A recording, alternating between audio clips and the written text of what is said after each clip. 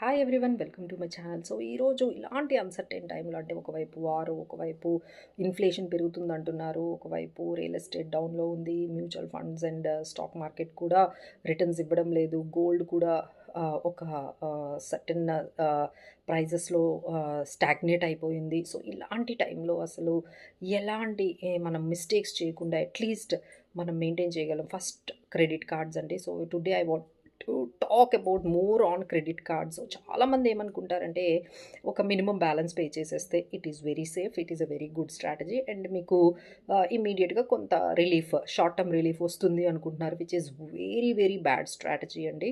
So don't do that. మీరు minimum balance ఒక్కటే pay చేస్తూ ఉంటే మనకు అది ఫ్యూచర్లో ఒక పెద్ద డెట్ అండ్ లాంగ్ టర్మ్ బర్డన్గా కూడా మీకు అది కన్వర్ట్ అయిపోతూ ఉంటుంది స్లోగా.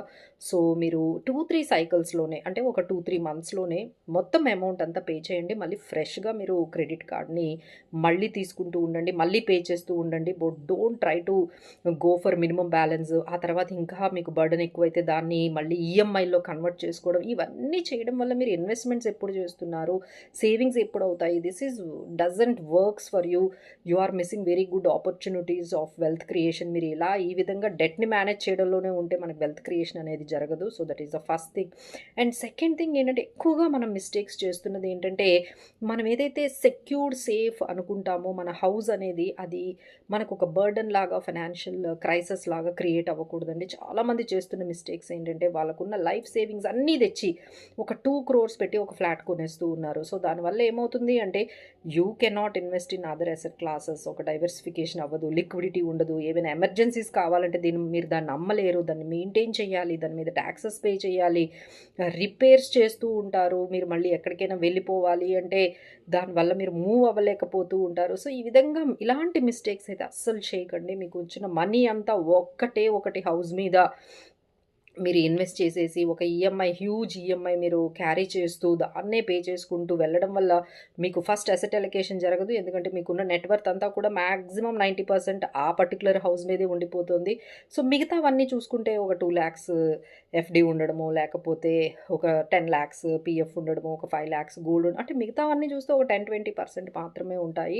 Only your house is taken away all your savings and investments అంతా కూడా మీకు ఒక్క దగ్గరే, ఒక హౌస్లోనే మీకు వెళ్ళిపోతూ ఉంటుంది. దీనివల్ల మీరు వెల్త్ అనేది క్రియేట్ చేయలేరు. సో మనం ఏదైతే సేఫెస్ట్ సెక్యూర్డ్ హౌస్ అని మనము దాని మీద ఇన్వెస్ట్ చేస్తూ ఉంటామో అదే మనకు ఒక ఫైనాన్షియల్ బర్డన్గా క్రియేట్ అయిపోతుంది. దాని తర్వాత ఆ హౌస్ని, అంత పెద్ద హౌస్ని ఎవరికైనా ట్రాన్స్ఫర్ చేయాలన్నా, గిఫ్టింగ్ చేయాలన్నా, మీ కిడ్స్కి దాన్ని డివైడ్ చేయడం కూడా చాలా టఫ్ అయిపోతుంది. So don't put all your hard and money and entire your life savings into one single house. ఇది కూడా బిగ్గెస్ట్ మిస్టేక్ అండి. So don't put your huge amount in one single net or asset class అని మనం real estate అని చెప్తుంటాము. అలాంటి mistakes చేయకండి. So keep some amount into the debt, into the equity, into the other asset classes like gold and debt and other మనకి global ఫండ్స్లో కూడా మీరు ఇన్వెస్ట్ చేసుకోవచ్చు. That could be the best. So ఈ రెండు అయితే గుర్తుపెట్టుకోండి. బికాజ్ ద అన్సర్టన్ టైంలో వార్, ఇలాంటి ఇష్యూస్ వచ్చినప్పుడు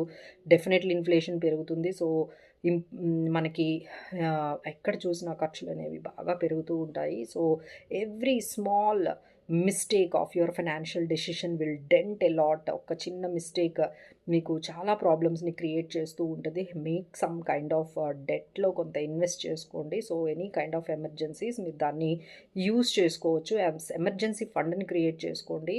ఆర్గనైజేషన్కి లింక్ లేకుండా మీ ఓన్ హెల్త్ ఇన్సూరెన్సెస్ మీ ఫ్యామిలీకి, మీ పేరెంట్స్కి, మీకు మెయింటైన్ చేసుకోండి.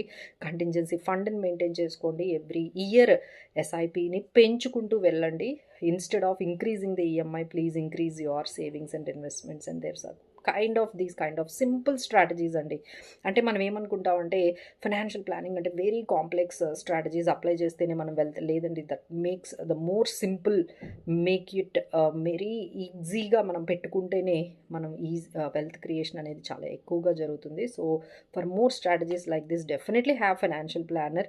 So you can contact us and we will always there to help you. మీరు ఒక కన్సల్టేషన్ తీసుకోవచ్చు. So we can review all your portfolios and existing things and we can correct and make it to the right path. Thank you so much for watching.